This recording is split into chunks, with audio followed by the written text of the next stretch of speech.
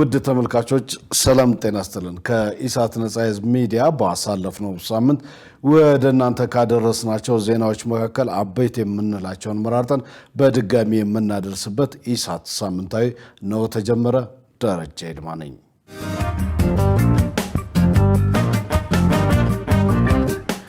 ምክር ቤቱ የኢትዮጵያ መገናኛ ብዙሃን ዋና ዳይሬክተርንና የ34 ዳኞችን ሹመት ያጸደቀው ባሳለፍነው ሳምንት ነበረ።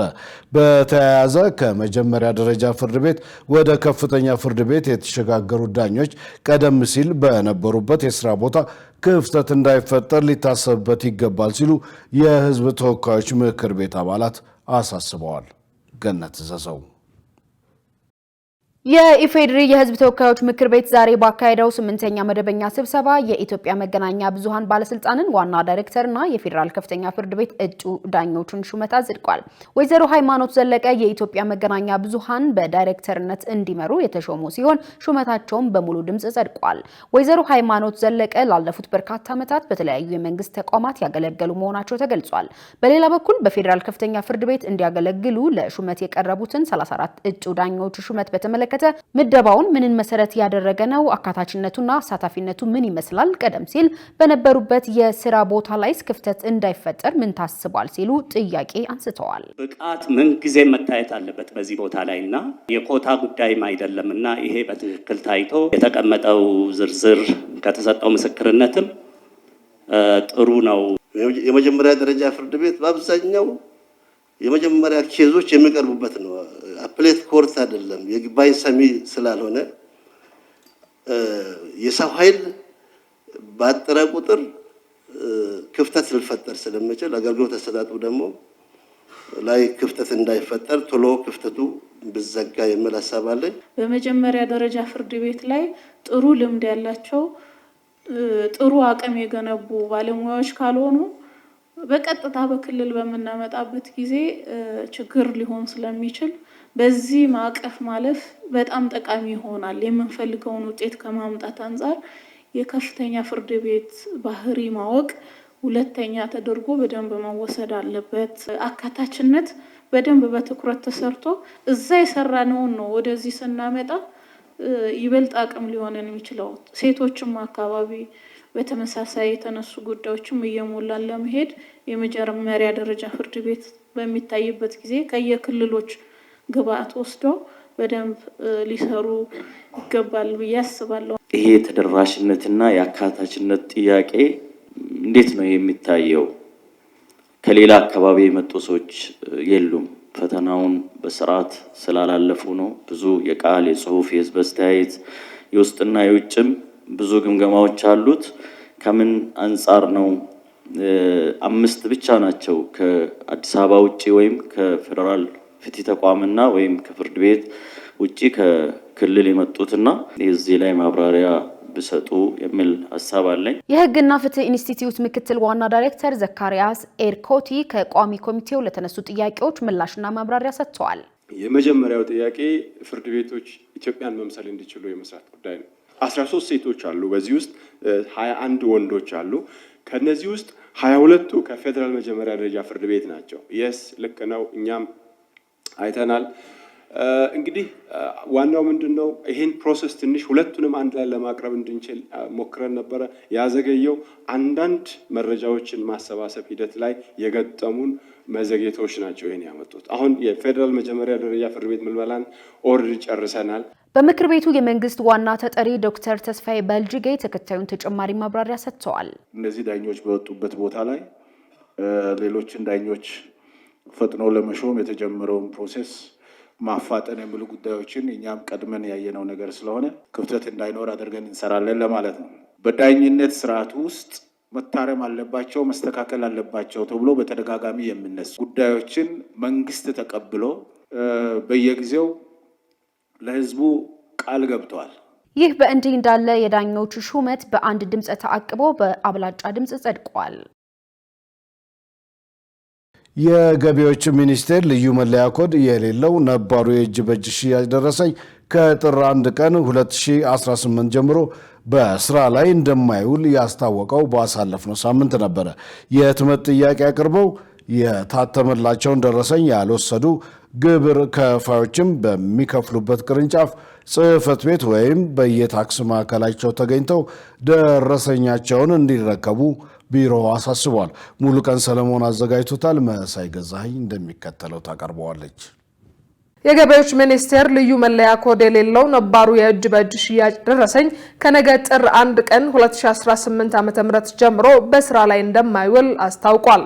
የሚኒስቴሩ የኮሙኒኬሽን ጉዳዮች ዳይሬክተሮች ባለሙያ በፍርዱ መሰረት ለኢሳት እንደተናገሩት ሚኒስቴሩ የታክስን ማጭበርበር ለመከላከል ልዩ መለያ ኮድ ያለበት ደረሰኝ አዘጋጅቶ ወደ ስራ ከገባ 1 ዓመት ገደማ ቢሆነውም በተለያዩ ምክንያቶች እየተራዘመ አስገዳጅ ሳይሆን ቆይቷል ብለዋል።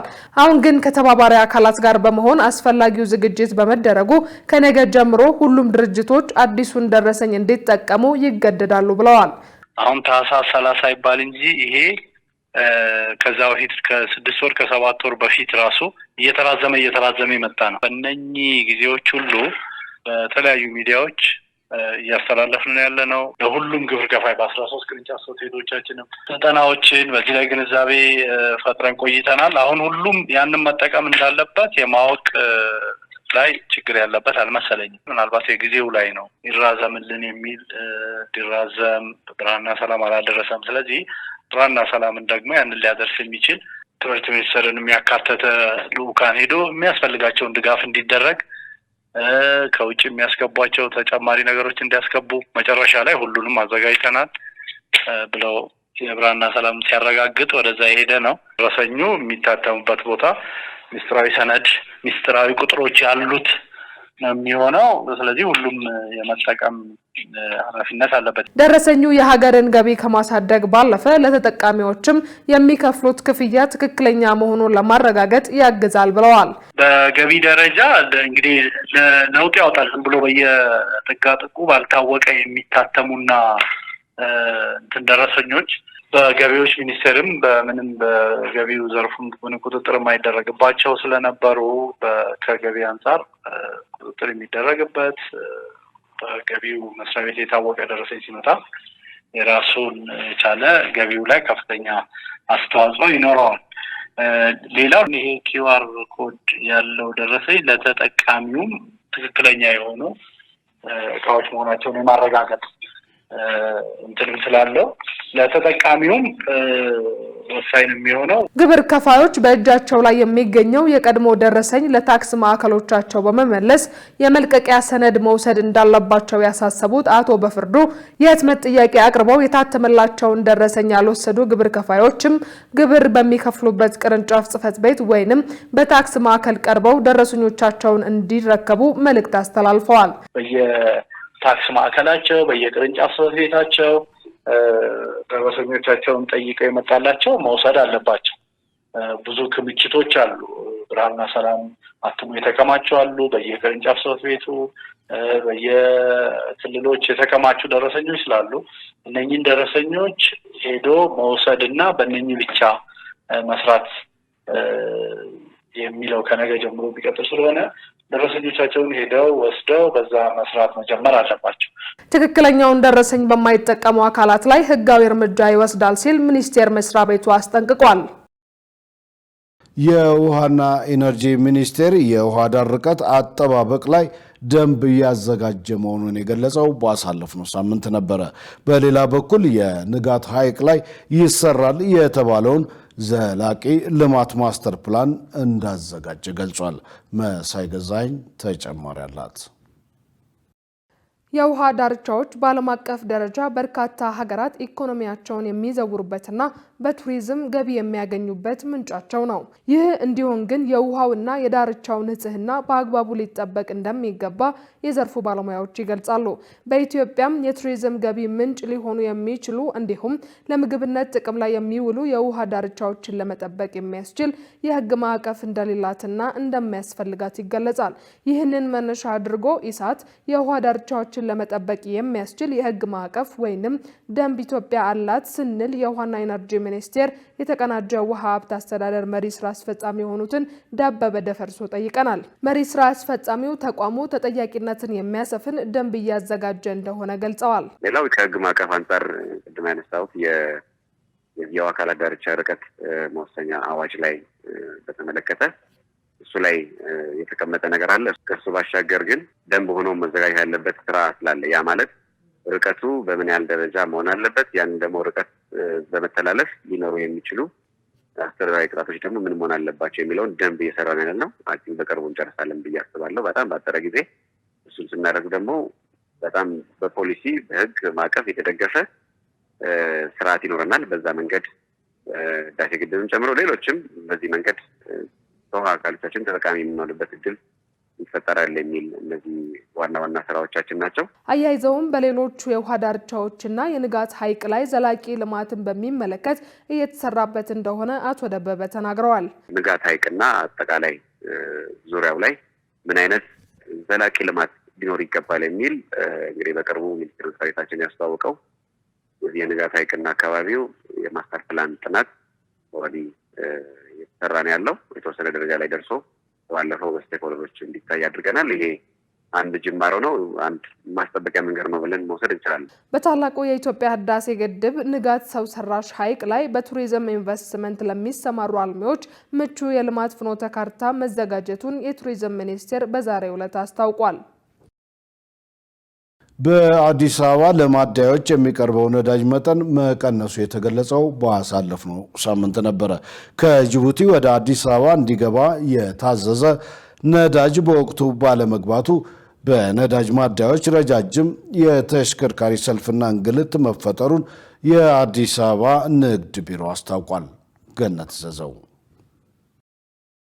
ከሰሞኑ በአዲስ አበባ በሚገኙ የነዳጅ ማደያዎች አካባቢ ነዳጅ ለመቅዳት የሚጠባበቁ ተሽከርካሪዎች ለረጅም ሰዓት በሰልፍ ቆመው ይስተዋላል። በዚህ መነሻነት ኢሳት ከሰሞኑ በማደያዎች ላይ የተከሰተው ችግር ምንድን ነው ሲል የአዲስ አበባ ንግድ ቢሮን ጠይቋል። በቢሮው የኢንስፔክሽን ማንዳቶሪ ዳይሬክተር ዮሴፍ አሰፋ በሰጡት ምላሽ ለመዲናዋ መቀመጥ ያለበት ዕለታዊ ፍጆታ ከ2.5 ሊትር በላይ የቤንዚን ምርት ካለው የናፍጣ ፍላጎት አንጻር ደግሞ እስከ 3.5 ሊትር ናፍጣ በየቀኑ ሊቀርብ እንደሚገባ ገልጸዋል። በአሁኑ ወቅት ለመዲናዋ የሚቀርበው ናፍጣ መጠን እየቀነሰ በመምጣቱ በማደያዎች ነዳጅ ለመቅዳት የሚጠባበቁ የተሽከርካሪዎች ሰልፍ መኖሩን ተናግረዋል። የዕለታዊ ፍጆታ ስቶክ ላይ መቀመጥ ያለበት እንደ አዲስ አበባ ቤንዚን ላይ ከ2.5 እስከ 2.8 ናፍጣ ከ2.8 እስከ 3.5 ያለው ሊትር በየቀኑ ሲኖር ሰልፍም ግርግርም ምንም ነገር አይኖርም፣ ሰላማዊ ይሆናል። በየቀኑ እየቀነሰ የሚቀርብልን የናፍጣ በተለይ ናፍጣ ላይ አሁን ወረፋው የአዲስ አበባ ላይ የተከሰተው አብዛኛው ማደያዎች ላይ ነዳጅ ባለመግባቱ ከጅቡቲ ወደ አዲስ አበባ እንዲገባ የሚታዘዘው ነዳጅ በወቅቱ ባለመግባቱ ለችግሩ መንስኤ መሆኑን ተናግረዋል። ከከተማው አስተዳደር እይታ ውጭ በመንገድ ላይ በሚፈጠር መጉላላትም ነዳጅ ከተቀመጠለት ጊዜ ውጭ እንደሚቆይ ገልጸዋል። ተፈጠረው ከአዲስ አበባ የገባ የታዘዘ ነዳጅ አዲስ አበባ ውስጥ ባለመግባት ነው ማለት። በነዳጅ አቅራቢ ድርጅት የታዘዙ ነዳጆች እስከ 5-6 ቀን ድረስ ቆይተዋል። ከ3 ቀን በላይ ከጅቡቲ አይቆይም። አዲስ አበባ ሲገባ በ3ኛው ቀን አዲስ አበባ አራይቭ ያደርጋል። ነገር ግን አሁን ከ5 እስከ 6 ቀን በላይ ታዘው ያልገቡ ነዳጆች ወይም ቦቴዎች አሉ። ይህን የሚቆጣጠረው የነዳጅ ኢነርጂ ባለስልጣን ነው። ሶፍትዌር አለው የሚቆጣጠርበት። አንድ ቦቴ እየደረሰ ቀዳ ወይ ሺፕ አደረገ ወይ አራይቫል አደረገ ወይ ፐርሚት ተሰጠው ወይ እየደርሷል የሚለው ቁጥጥር የሚያደርገው የነዳጅ ኢነርጂ ባለስልጣን በመሆኑ እኛ ጋር መታዘዙን ማደያው ላይ መኖር አለመኖር ነው የምናረጋግጠውና አሁን ላይ አንድ ማደያ ላይ እያለ የለም ያለ የለም። በመዲናዋ በአሁኑ ወቅት 127 የነዳጅ ማደያዎች እንዳሉም ዳይሬክተሩ ገልጸዋል።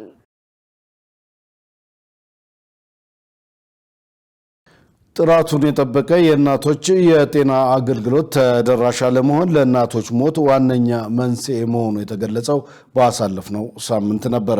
ችግሩን ለመፍታት የሕክምና መገልገያ መሳሪያዎችን ማቅረብ፣ መድኃኒቶችን ማሟላትና የጤና ባለሙያዎችን አቅም መገንባት ይጠበቃል ሲል የጤና ሚኒስቴር አስታውቋል። ገነት ዘዘው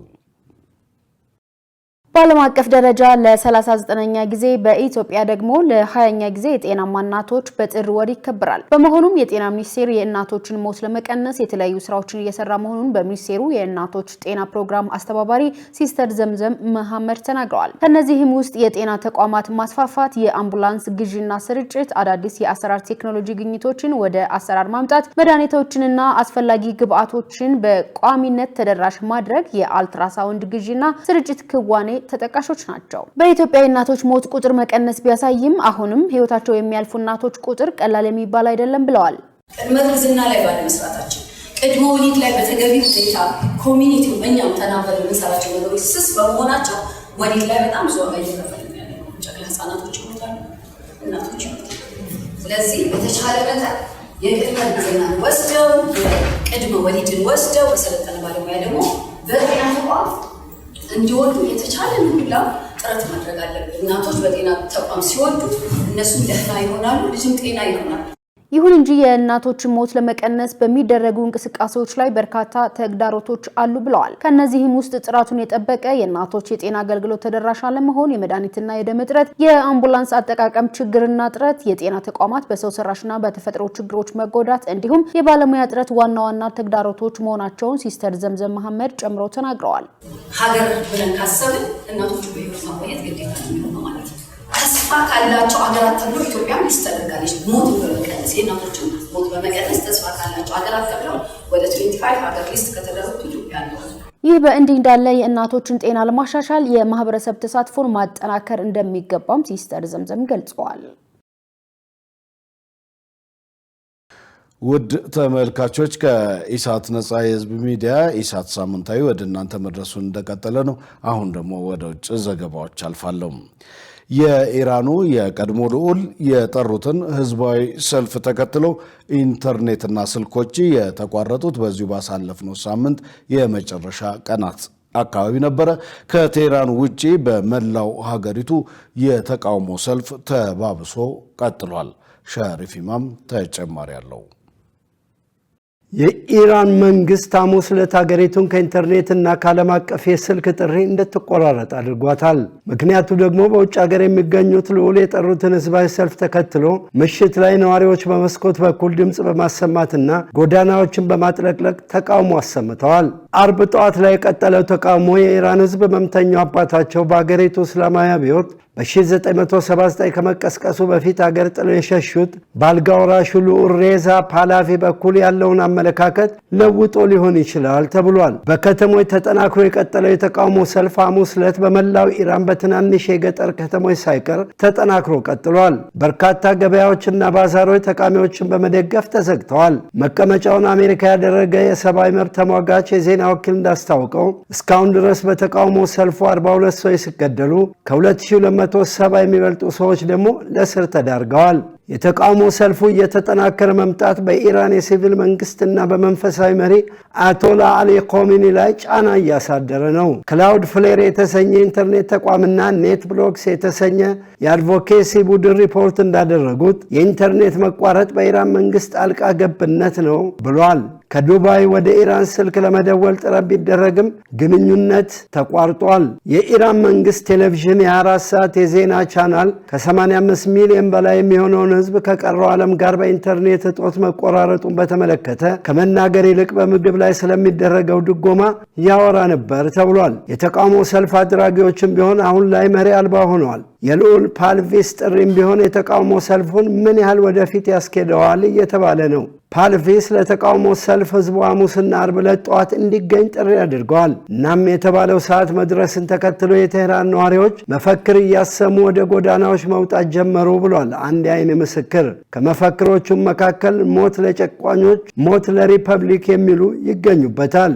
ይህ ልዑሉ ወደ ሀገር ለመመለስ የሚያደርጉት ጥረት የመጨረሻው ዕድልም ነው ተብሏል። እናም በዚህ የተቃውሞ ሰልፍ ላይ ኢንተርኔት ከመቋረጡ በፊት በሺዎች የሚቆጠሩ ሰዎች በጎዳና ላይ ታይተዋል። ኢራናውያን በዚህ ምሽት ነፃነታቸውን ይፈልጋሉ። በምላሹ ደግሞ መንግስት ሁሉንም የመገናኛ መስመሮች በጣጥሷቸዋል ብለዋል ልዑል ፓቬል። ኢንተርኔት ተዘግቷል፣ ምናልባትም ሳተላይቱንም ሊያስቆሙት ይችላሉ ብለዋል። መረጃው የአሶሺየትድ ፕሬስ ነው። የቬንዙዌላ ተቃዋሚዎች የቀድሞ ፕሬዝዳንታዊ እጩ ኤንሪኬ ማርኬዝ ከእስር መፈታታቸውን የገለጹት በዚሁ ባሳለፍነው ሳምንት መጨረሻ ነው። ማርኬዝ አወዛጋቢ በነበረው የ2024 የፕሬዝዳንታዊ ምርጫ ኒኮላስ ማዱሮን ተቃውመው ተወዳድረው የነበረ ሲሆን የአሜሪካ ጦር ፕሬዝዳንት ማዱሮን በእጽ ዝውውር ወንጀል ከስልጣን ባወረዳቸው በጥቂት ቀናት ውስጥ ካራካስ የፖለቲካ እስረኞችን መፍታት ጀምራለች ነው የተባለው። ዮሐንስ ተስፋ ተጨማሪ አለው። ለበርካታ ዓመታት በከፍተኛ የፖለቲካ ቀውስ በኢኮኖሚ ውድቀትና በሰብአዊ መብት ጥሰቶች ስትታመስ የቆየችው ቬንዙዌላ በአሁኑ ወቅት ወደ አዲስና ወሳኝ የፖለቲካ ምዕራፍ እየተሸጋገረች ትገኛለች። የፕሬዝዳንት ኒኮላስ ማዱሮን ከስልጣን መውረድን ተከትሎ ሀገሪቱን ወደ መረጋጋት ለመመለስና በዜጎች መካከል የተፈጠረውን የዓመታት ቁርሾ ለመጠገን የሚያስችሉ የለውጥ እርምጃዎች መጀመራቸው ተስፋን ጭሯል። ከእነዚህ እርምጃዎች መካከል በዋነኝነት የሚጠቀሰው የፖለቲካ እስረኞችን የመፍታት ሂደት ሲሆን ይህም የሀገሪቱን ዲሞክራሲያዊ ተቋማት መልሶ ለመገንባት እንደ መጀመሪያ እርምጃ ተደርጎ ተወስዷል። የሰብአዊ መብት ተሟጋች ቡድኖች ወደ 800 የሚጠጉ የፖለቲካ እስረኞች በቬንዙዌላ እስር ቤቶች እንደሚገኙ ይገምታሉ። በዋና ከተማዋ ካራካስ የሚገኘው የሄሊኮይድ እስር ቤት በሀገሪቱ በጣም ከሚፈሩ እስር ቤቶች አንዱና የቬንዙዌላ የስለላ ተቋም መቀመጫም ነው። ባለፈው ወር ብቻ አንድ ታዋቂ የተቃዋሚ ፓርቲ መሪ በዚህ እስር ቤት ውስጥ ሕይወታቸው አልፏል። ልጇ ለ2 ዓመታት የታሰረባት አንዲት እናት ከእስር እንዲፈታና ለቬንዙዌላ አዲስ ንጋት እንዲመጣ ተስፋ በማድረግ እንዲህ ብላለች። ይህ ለውጥ መኖሩ አዎንታዊና መልካም ነገር መኖሩን እንዲሁም ሀገሪቱን የሚያስተሳስር ነገር እንዳለ ያሳያል። ይህን ያህል ንጹሃንና ባለሙያዎችን ማሰር አስፈላጊ አልነበረም፣ ትክክልም አልነበረም። ከመጀመሪያዎቹ ተፈቺዎች መካከል ስፔናዊ ቬንዙዌላዊት አክቲቪስት የሆነችው ሩሲዮ ሳንጉኤል ትገኝበታለች። እርሷም ፕሬዝዳንት ማዱሮን ለመግደል አስረሻል በሚል ከ2 ዓመት በፊት ነበር የታሰረችው። የፖለቲካ እስረኞችን የመፍታት ውሳኔው የተላለፈው የአሜሪካ ጦር ማዱሮን ከስልጣን ማወረደ በጥቂት ቀናት ውስጥ ነው። የእስረኞቹን መፈታት ያበሰሩት የፓርላማ አፈ ጉባኤውና የጊዜያዊ ፕሬዝዳንቷ ወንድም ዓላማው ብሔራዊ አንድነትን ለማከም መሆኑን በመጥቀስ የሚከተለውን ብለዋል። Consider this a gesture by the government of Venezuela. ይህ የቬንዙዌላ መንግስት ሰላምን ለመፈለግ ያደረገው ጥረት እንደሆነ ይቆጠር። ሪፐብሊካችን ሰላማዊ ህልውናዋን እንድትቀጥል ሁላችንም አስተዋጽኦ ማድረግ አለብን። Peaceful existence. ከቬንዙዌላ እስር ቤቶች ውጭ ቤተሰቦች ከወዳጆቻቸው ጋር ለመገናኘት በጉጉት እየተጠባበቁ ይገኛሉ። ይህ በእንዲህ እንዳለ የሀገሪቱ መሪዎች ቬንዙዌላ እርግጠኛ ያልሆነ የወደፊት ጉዞ ውስጥ በምትገኝበት በዚህ ወቅት የእስረኞች መፈታት መልካም ስማቸውን ይገነባል የሚል ተስፋ ይዘዋል። ምንም እንኳን የእስረኞች መፈታት ለተጎጂ ቤተሰቦችና ለዲሞክራሲ ናፋቂዎች ትልቅ የደስታ ምንጭ ቢሆንም የቬንዙዌላ የሽግግር ወቅት ገና ብዙ ፈተናዎች ከፊቱ ይጠብቁታል። እስካሁን በእስር ላይ የሚገኙ በመቶዎች የሚቆጠሩ ዜጎች ዕጣ ፈንታ የፈረሱ የፍትህ ተቋማትን መልሶ ማዋቀርና ነፃና ፍትሐዊ ምርጫ ማካሄድ የሀገሪቱ ቀጣይ ታላላቅ የቤት ስራዎች ናቸው። ይህ ጅማሮ ወደ ዘላቂና ብሔራዊ መግባባት እንዲያደግ የዓለም አቀፉ ማህበረሰብ ድጋፍና ክትትል የማይለየው መሆኑና የአሜሪካ ጣልቃ ገብነት መቀነስ ለሀገሪቱ ሁሉና ወሳኝ ሚና ይጫወታል። መረጃውን ስናጠናቅር ዶይቼ ቬለን ዋቢያችን አድርገናል። ውድ ተመልካቾች ከኢሳት ነጻ ህዝብ ሚዲያ ኢሳት ሳምንታዊ ዜናዎች እስካሁኖቹ ነበሩ። ከዜናው ጋር ደረጀ ይልማ አብሬያችሁ ቆይቻለሁ። ከቀሪ የኢሳት ዝግጅቶች ጋር ሰናይ ጊዜ